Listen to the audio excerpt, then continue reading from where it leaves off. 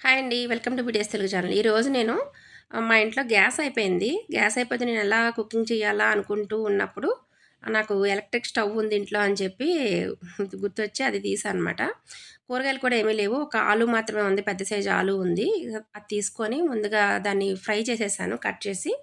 Fry చేసి పక్కన పెట్టుకొని, నా దగ్గర స్టీల్ కుక్కర్లు ఉన్నాయి కదా! ఆ స్టీల్ కుక్కర్ తీసుకొని హోల్ బిర్యానీ మసాలాస్ వేసుకొని, రైస్ కూడా వేసేసి, వాటర్ పోసేసి మరిగిస్తున్నాను బాగా.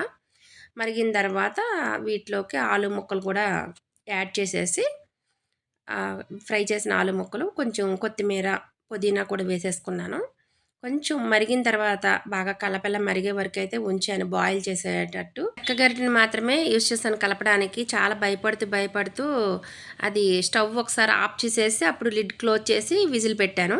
విజిల్ వస్తుందా రాదా అని టెన్షన్గా వెయిట్ చేస్తుంటే విజిల్స్ వచ్చాయి. 3 విజిల్స్కి జనరల్గా ఆఫ్ చేస్తాం, కానీ 4 విజిల్స్ తీసుకొచ్చాను ఎలా ఉంటుందా అని. ఒక 30 మినిట్స్ కూల్ అయిన తర్వాత చూస్తే చాలా పొడి పొడిగా వచ్చింది. ఆలు కూడా చాలా మంచిగా ఉడికింది. ఫైనల్గా బిర్యానీ చాలా టేస్టీగా వచ్చింది. రైతాతో అయితే మేము తినేసాం.